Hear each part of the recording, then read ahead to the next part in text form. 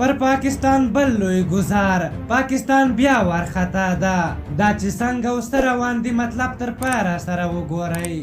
سلام وخت مو په خیر. پاکستان وایي په افغانستان کې د اوبو بندونه موږ له بحران سره مخ کوي. پاکستاني چارواکو په افغانستان کې د اوبو بندونو له جوړېدو اندېښنه ښودلې او ویلي دي چې باید دا ستونزه د خبرو له لارې حل شي. د پاکستان د سنا جرګې مشر شابلي پراز افغانستان کې د بندونو جوړېدل پر پاکستان باندې غیر مستقیم گزار بللی. دا شبلی پراس په ګډون یو شمیر پاکستانی مقاوماتو پرون د اوبو له پولو هاخوا تر نامه لاندې یوه غونډه کې ویلي که چېرې دا ستونزه د سیاست له لارې حل نشي نو پاکستان کې به د اوبو کمی له بحراني وضعیت سره مخ شي. د پاکستان یو شمیر سناتوران د دغه هیواد له چارواکو غوښتي چې د دغه کړکېچ مهارولو لپاره باید د شخړې پر ځای افغانستان ته د دوستۍ لاس اوږد شي.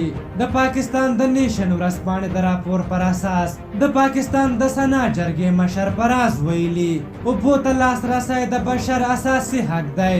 د اوبو زیاته تقاضا په نړیواله کچه د اوبو د کمی سبب شوی چې د میلیونونو کسانو ژوند له خطر سره مخ کړی دی.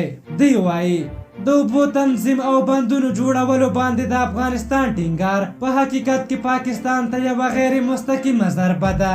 دغه راز د پاکستان یو بل سناتور عثمان کاکړ بیا یو څه هوښیاره خبره کړې. ده ویلي اړتیا ده چې موږ هم خپلې اوبه مهارې کړو او پرېږدو چې بهر ته وبهیږي.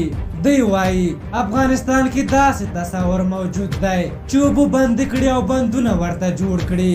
د ده په خبره موږ نشو کولی چې د شخړې له لارې له دغه هیواده اوبه ترلاسه کړو خو په دوستۍ سره کولی شو هر څه ترلاسه کړو.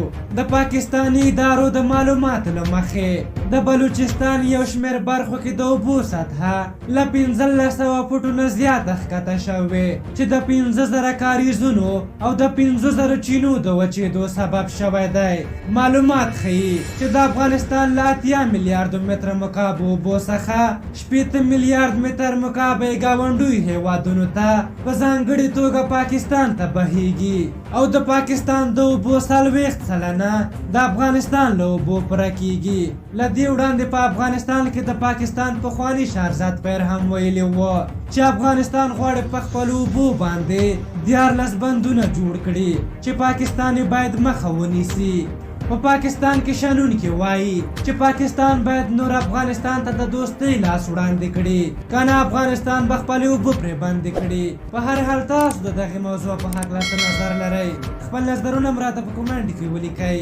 که زموږ ویډیو مو خوښه شوې وي ضروري لایک کړئ. تر بلې ویډیو مو په لوی او بخښونکي خدای سپارم. د الله په امان.